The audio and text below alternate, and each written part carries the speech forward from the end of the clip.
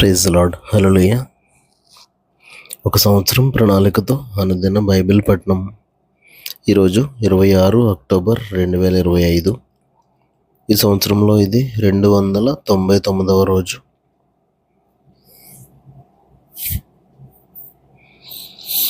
ఈ రోజు కొరకు ఏర్పాటు చేయబడిన బైబిల్ వాక్య భాగాలు: పాత నిబంధన ఇర్మియా గ్రంథము 17, 18, 19 అధ్యాయాలు మరియు కొత్త నిబంధన 1 తిమోతి 6వ అధ్యాయం. మొదటిగా పాత నిబంధన ఇర్మియా గ్రంథము 17వ అధ్యాయం.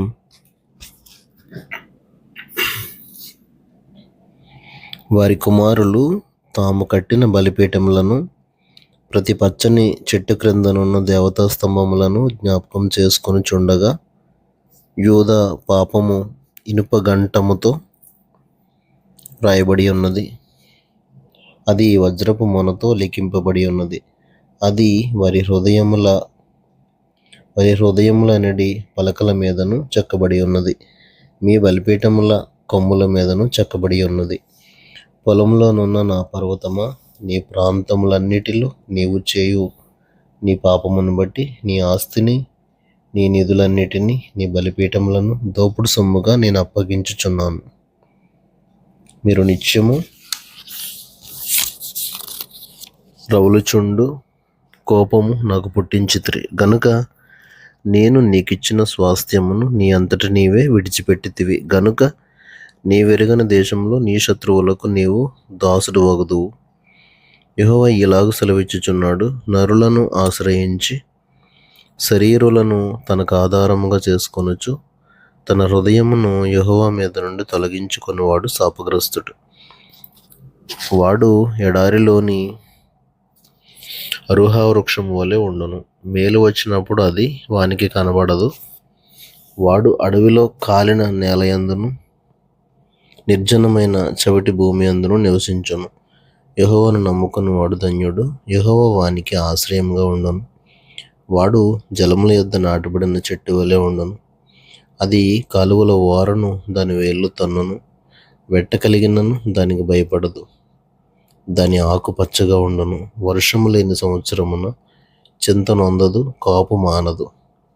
హృదయం అన్నింటికంటే మోసకరమైనది, అది ఘోరమైన వ్యాధి కలది. దాన్ని గ్రహింపగలవాడెవడు? ఒకని ప్రవర్తనను బట్టి వాని క్రియల ఫలము చొప్పున ప్రతీకారం చేయుటకు యెహోవా అను నేను హృదయమును పరిశోధించువాడను, అంతరింద్రియములను పరీక్షించువాడను. న్యాయ విరోధముగా ఆస్తి సంపాదించుకున్నవాడు తాను పెట్టని గుడ్లను పొదుగు కౌజు పెట్టవలే ఉన్నాడు. సగము ప్రాయంలో వాడు దానిని విడవవలసి వచ్చును. అట్టివాడు కడపట వాటిని విడిచుచు అవివేకగా కనబడును. ఉన్నత స్థలమున నుండు మహిమగల సింహాసనము, మొదటి నుండి మా పరిశుద్ధాలయ స్థానము. ఇశ్రాయేలునకు ఆశ్రయమా, యెహోవా, నిన్ను విసర్జించి వారందరూ సిగ్గునందుదురు. నా ఎడల ద్రోహం చేయువారు యెహోవా అను జీవ జలముల ఊటను విసర్జించి ఉన్నారు గనుక వారు ఇసుక మీద పేరు రాయబడిన వారుగా ఉందురు. యెహోవా, నీవు నన్ను స్వస్థపరచుము, నేను స్వస్థత నొందుదును. నన్ను రక్షించుము, నేను రక్షింపబడుదును. నేను నిన్ను స్తోత్రించుటకు నీవే కారణభూతుడవు. వారు యెహోవా వాక్కు ఎక్కడ ఉన్నది, దాన్ని రానిమ్మని అనుచున్నారు. నేను నిన్ను అనుసరించు కాపరినయ్యుండుట మానలేదు. ఘోరమైన దినమును చూడవలనని నేను కోరలేదు. నీకే తెలిసి ఉన్నది. నా నోటి నుండి వచ్చిన మాట నీ సన్నిధిలో ఉన్నది. ఆపత్కాలమందు నీవే నా ఆశ్రయము. నాకు అధైర్యం పుట్టింపకము. నన్ను సిగ్గుపడనీయక నన్ను తరుము వారిని సిగ్గుపడనిమ్ము. నన్ను దిగులు పడనీయక వారిని దిగులు పడనిమ్ము. వారి మీదికి ఆపద్దనము రప్పించుము. రెట్టింపు నాశనముతో వారిని నశింపజేయుము. యెహోవా నాకు ఇలాగ సెలవిచ్చి ఉన్నాడు: నీవు వెళ్ళి యూదా రాజులు వచ్చుచు పోవచ్చు నుండు జనుల గుమ్మమునను యెరూషలేము గుమ్మములన్నిటిను నిలిచి జనులలో దీన్ని ప్రకటన చేయము.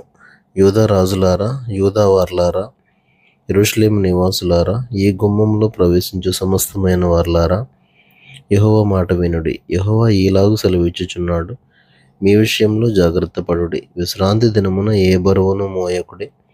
యెరూషలేము గుమ్మములలో గుండా ఏ బరువును తీసుకుని రాకుడి. విశ్రాంతి దినమున మీ ఇండ్లలో నుండి ఏ బరువును మోసుకుని పోకుడి. ఏ పనియూ చేయకుడి. నేను మీ పితరులకు ఆజ్ఞాపించినట్లు విశ్రాంతి దినమును ప్రతిష్ఠ దినముగా ఎంచుకొనుడి. అయితే వారు వినకపోయిరి, చెవిని పెట్టకపోయిరి. వినకుండను బోధనందుకుండను మొండికి తిరిగిరి. మరియు యెహోవా ఈ మాట సెలవిచ్చాను, మీరు నా మాట జాగ్రత్తగా విని విశ్రాంతి దినమున ఏ పనియూ చేయక దాన్ని ప్రతిష్ఠిత దినముగా ఎంచి విశ్రాంతి దినమున ఈ పట్టణపు గుమ్మములలో గుండా ఏ బరువును తీసుకుని పోకుండాని ఎడల దావీదు సింహాసనమందు ఆసీనులై రథముల మీదను గుర్రముల మీదను ఎక్కి తిరుగుచుండు రాజులను అధిపతులను ఈ పట్టణపు గుమ్మములలో ప్రవేశింతురు. వారును వారి అధిపతులను యూదావారును యెరూషలేము నివాసులను ఈ పట్టణపు గుమ్మములలో ప్రవేశింతురు. మరియు ఈ పట్టణము నిత్యము నిలుచును. మరియు జనులు దహన బలులను నైవేద్యములను ధూపద్రవ్యములను తీసుకుని యూదా పట్టణములో నుండి, యెరూషలేము ప్రాంతములో నుండి, బెన్యామీను దేశములో నుండి, మైదానపు దేశములో నుండి, మన్యములో నుండి, దక్షిణ దేశములో నుండి వచ్చెదరు. యెహోవా మందిరమునకు స్తుతి యాగ ద్రవ్యములను తీసుకుని వచ్చెదరు. అయితే మీరు విశ్రాంతి దినమును ప్రతిష్ఠ దినముగా ఎంచి ఆ దినమున బరువులు మోసుకొనుచు యెరూషలేము గుమ్మములలో ప్రవేశింపకూడదని నేను చెప్పిన మాట మీరు వినని ఎడల నేను దాని గుమ్మములలో అగ్ని రగులబెట్టెదను. అది యెరూషలేము నగరులను కాల్చివేయను. దానిని ఆర్పుటకు ఎవరికిని సాధ్యం కాకపోవును. యిర్మీయా గ్రంథము 18వ అధ్యాయం. యెహోవా యొద్ద నుండి యిర్మీయాకు ప్రత్యక్షమైన వాక్కు, నీవు లేచి కుమ్మరి ఇంటికి పొమ్ము, అక్కడ నా మాటలు నీకు తెలియజేతును. నేను కుమ్మరి ఇంటికి వెళ్ళగా వాడు తన సారె మీద పని చేయుచుండెను. కుమ్మరి జిగటమంటితో చేయుచున్న కుండ వాని చేతులు విడిపోగా ఆ జిగటమును మరలా తీసుకుని కుమ్మరి తనకు యుక్తమైనట్టుగా దానితో మరి ఒక కుండ చేశాను. అంతటి యెహోవా వాక్కు నాకు ప్రత్యక్షమై ఇలాగు సెలవిచ్చాను, ఇశ్రాయేలు వారలారా, ఈ కుమ్మరి మంటికి చేసినట్లు నేను మీకు చేయలేనా? ఇదే యెహోవా వాక్కు. జిగటమన్ను కుమ్మరి చేతిలో ఉన్నట్టుగా ఇశ్రాయేలు వారలారా, మీరు నా చేతిలో ఉన్నారు. దాన్ని పెళ్ళగింతుననియు విరగగొట్టుదుననియు నశింపజేయుదుననియు ఏదో ఒక జనమును గూర్చి గాని రాజ్యమును గూర్చి గాని నేను చెప్పి ఉండగా, ఏ జనమును గూర్చి నేను చెప్పితునో ఆ జనము చెడుతనం చేయటం మానిన ఎడల నేను వారికి చేయనుద్దేశించిన కీడును గూర్చి సంతాపపడుదును. మరియు కట్టెదననియు నాటెదననియు ఒక జనమును గూర్చి గాని రాజ్యమును గూర్చి గాని నేను చెప్పి ఉండగా ఆ జనము నా మాట వినకుండా నా దృష్టికి కీడు చేసిన ఎడల దానికి చేయదలిచిన మేలును గూర్చి నేను సంతాపపడుదును. కాబట్టి నీవు వెళ్ళి యూదా వారితోనూ యెరూషలేము నివాసులతోనూ ఇట్లనము, యెహోవా సెలవిచ్చిన మాట ఏదనగా, మీ మీదికి తెచ్చుటకై నేను కీడును కల్పించుచున్నాను. మీకు విరోధముగా ఒక యోచన చేయుచున్నాను. మీరందరూ మీ మీ దుష్ట మార్గములను విడిచి మీ మార్గములను మీ క్రియలను చక్కపరుచుకొనుడి. అందుకు వారు, నీ మాట నిష్ప్రయోజనము, మేము మా ఆలోచనల చొప్పున నడుచుకొందము, మేమందరము మా మూర్ఖ హృదయం చొప్పున ప్రవర్తించుదము అని అందరూ. కావున యెహోవా ఇలాగు సెలవిచ్చుచున్నాడు, అన్యజనులను అడిగి తెలుసుకొనుడి, ఇట్టి క్రియలు జరుగుట వారిలో ఎవడైనా వినినా, ఇశ్రాయేలు కన్యక బహుఘోరమైన కార్యం చేసి ఉన్నది. లెబానోను పొలములోని బండ మీద హిమముండుట మానునా? దూరం నుండి పారుచున్న చల్లని జలములు పారక మానునా? అయితే నా ప్రజలు నన్ను మరచి ఉన్నారు, మాయకు ధూపం వేయుచున్నారు. మెరక చేయబడిన దారిలో తాము నడవవలనని పురాతన మార్గములైన త్రోవలలో తమ్మును తాము తొట్టిల్లు చేసుకొనుచున్నారు. వారు ఎల్లప్పుడూ అపహాస్యాస్పదముగా నుండుటకై తమ దేశమును పాడుగా చేసుకుని ఉన్నారు. దాని మార్గమున నడుచు ప్రతివాడును ఆశ్చర్యపడి తల ఊచును. తూర్పుగాలి చెదరగొట్టునట్లు వారి శత్రువుల ఎదుట నిలవకుండా వారిని నేను చెదరగొట్టెదను. వారి ఆపద్దినమందు వారికి విముఖుడనై వారిని చూడకపోదును. అప్పుడు జనులు, యిర్మీయా విషయమై యుక్తిగల యోచన చేతము రండి. యాజకుడు ధర్మశాస్త్రం వినిపించక మానడు, జ్ఞాని యోచన లేకుండా ఉండడు. ప్రవక్త వాక్యం చెప్పక మానడు, వాని మాటలలో దేనిని వినకుండా మాటలతో వాని కొట్టుదము రండి అని చెప్పుకొనిచుండిరి. యెహోవా, నా మొర ఆలకించుము, నాతో వాదించు వారి మాటలు వినుము. వారు నా ప్రాణం తీయవలనని గుంట త్రవ్వి ఉన్నారు. చేసిన మేలునకు ప్రతిగా కీడు చేయవలెనా? వారికి మేలు కలగవలనని వారి మీద నుండి నీ కోపం తప్పించుటకై నీ సన్నిధిని నిలిచి నేను వారి పక్షముగా మాట్లాడిన సంగతి జ్ఞాపకం చేసుకొనుము. వారి కుమారులను క్షామమునకు అప్పగింపుము, ఖడ్గబలమునకు వారిని అప్పగింపుము. వారి భార్యలు పిల్లలు లేని వారై విధవరాండ్రగుదురుగాక, వారి పురుషులు మరణహతులగుదురుగాక, వారి యవ్వనులు యుద్ధంలో ఖడ్గం చేత హతులగుదురుగాక.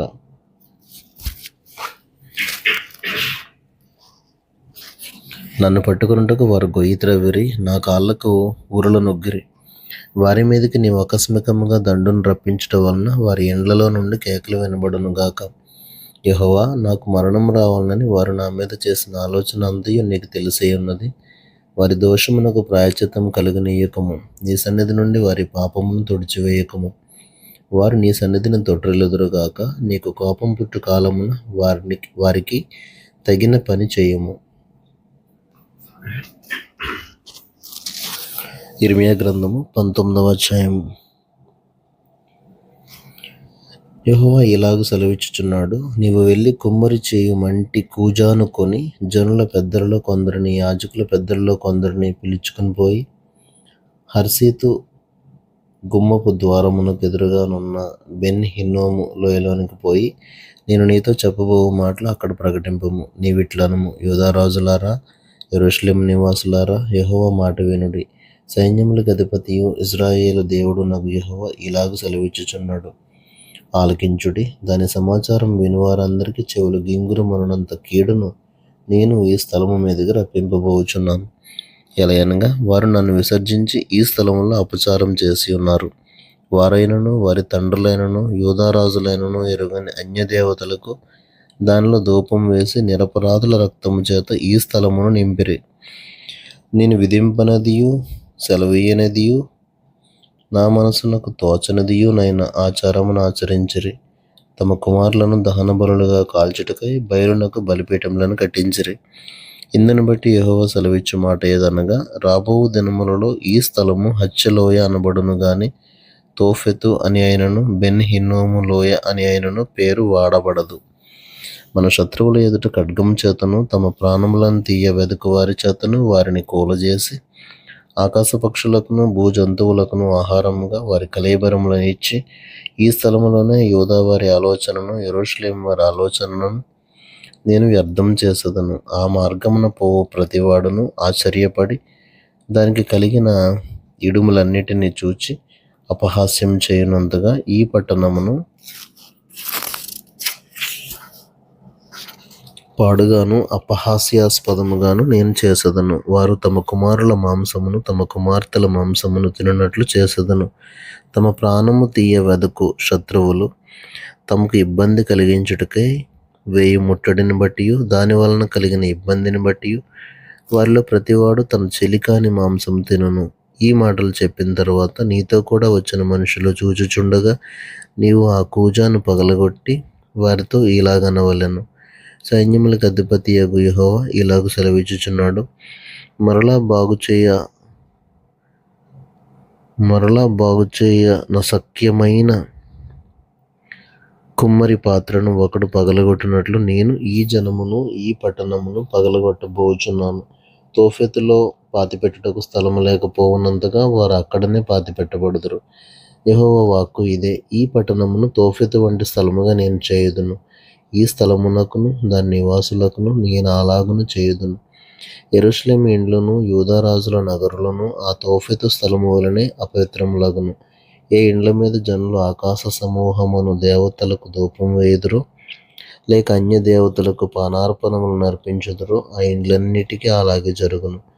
ఆ ప్రవచనము చెప్పుటకు యెహోవా తన్ను పంపిన తోఫెతులో నుండి ఇర్మియా వచ్చి యెహోవా మందిరపు ఆవరణంలో నిలిచి జనులందరితో ఇలాగు చెప్పెను, సైన్యములకు అధిపతియు ఇశ్రాయేలు దేవుడు నగు యెహోవా ఈ మాట సెలవిచ్చుచున్నాడు, ఈ జనులు నా మాట వినకుండా మొండికి తిరిగి ఉన్నారు. గనుక ఈ పట్టణమును గూర్చి నేను చెప్పిన కీడంతయు దాని మీదికిని దానితో సంబంధించిన పట్టణములన్నిటి మీదికిని రప్పించుచున్నాను.